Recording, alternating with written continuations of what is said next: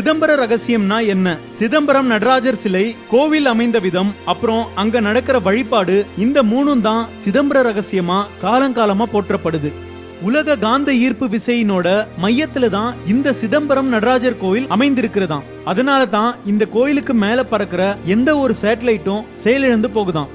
அது மட்டும் இல்லாம சைவ சமய அன்பர்களான பஞ்சபூத சிவஸ்தலங்கள்னு போற்றப்படுற காயஹஸ்தி, காஞ்சிபுரம், திருவானைக்கால், திருவண்ணாமலை, சிதம்பரம் இப்படி 5ம் புவியியல் நிலையில ஒரே நேர்கோட்ல கட்டுப்பட்டு இருக்குங்க.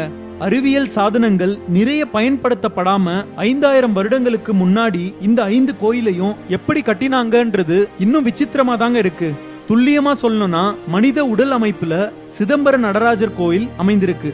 நம்ம உடம்புல 9 ஓட்டைகள் இருக்கிற மாதிரி இந்த கோவில்லையும் 9 வாசல்கள் இருக்குங்க. நடராஜர் சன்னதி மனிதனோட இதயத்தை வெளிப்படுத்துற விதமா அமைந்திருக்கு. உடம்புல